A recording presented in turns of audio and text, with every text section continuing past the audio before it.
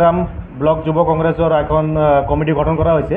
তো আমি প্রেসিডেন্ট হিসাবে আমার জাহাঙ্গীর আলী ডাঙ্গরিয়াক আমি প্রেসিডেন্ট দিছোঁ আৰু জেনাৰেল সেক্ৰেটাৰি এডমিন আমাৰ আইনাল হকক দিয়ে আমি 51 জনীয়া এখন কমিটি গঠন কৰিছোঁ। বিজেপি উৎখাত করার করে কংগ্রেসের রঞ্জন আমি যুঁজ এখন হব, আমি যুঁজ করিমেই। আমি কৈছোঁ যুঁজখন হব। আমার কংগ্রেস দলে বিটিসিক যেনেকে যুদ্ধ করে খেদিছিল, আমি এইবার বিজেপিকে আমি যুদ্ধদেহীন সমৰ্থনেৰে খেদিম।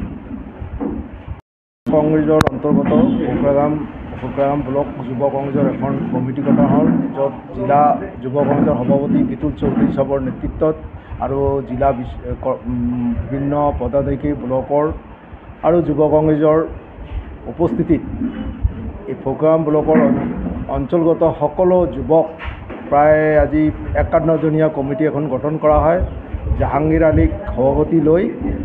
আৰু অহা দিনত কংগ্ৰেস দলটো যে শক্তিশালী হৈ আগবাঢ়ি আছে আৰু যুৱকসকলে যে আজি কংগ্ৰেস দলত এক মত নিৰ্ণয় কৰিছে, ভৱিষ্যত যুৱ প্ৰজন্মই যে কংগ্ৰেস দলক আগত ঠন ধৰাব।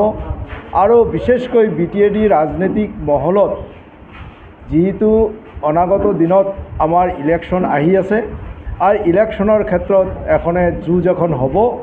এই যুঁজৰ কাৰণে যুৱকসকলৰ শক্তিৰ প্ৰয়োজন। কংগ্ৰেছে এই যুৱক এই শক্তি ফোকৰাগাম ব্লক কংগ্ৰেসে পাইছে আৰু অধিক শক্তি আমি পালোঁ, য'ত 22 আৰু 23 তাৰিখে আমাৰ মাননীয় নৱনিযুক্ত সভাপতি গৌৰৱ গগৈ ডাঙৰীয়া আহি যি শক্তি দিলে তাতো অতিমাত্ৰাকৈ যুৱকে আমাক যোগ দিছে। তাৰ কাৰণে আমি আমাৰ গৌৰৱ গগৈ ডাঙৰীয়া আৰু জিলা কংগ্ৰেসেৰ কৰ্মকৰ্তা আৰু বিশেষকৈ যুৱ কংগ্ৰেসেৰ সভাপতি আৰু কৰ্মকৰ্তাক আমি ধন্যবাদ জানাইছোঁ।